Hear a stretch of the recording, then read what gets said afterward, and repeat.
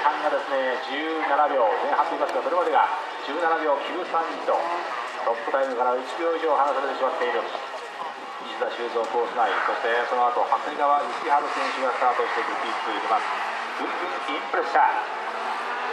さあ BC クラスもですね、尾崎翔平がなんとか92ポイントなんですが、市川智明初戦のですから今日までフルポイント型、そして尾崎翔平は足ポイントが10ポイントですから、4以上でなければポイントを入れ替えることができません。そして10ポイントを引いたポイントがですね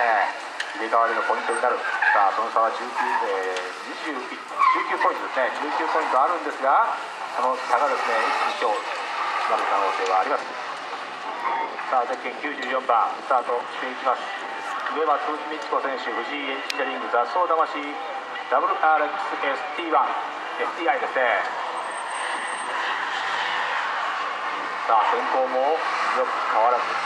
路面コンディションも良くなってきている。これは2ヒート目前半のクラスですね。ミドルの前半のクラスはまたこれ2ヒート目タイムアップしてくるんじゃないかと思うんですが、さあこの辺りから後ろはですね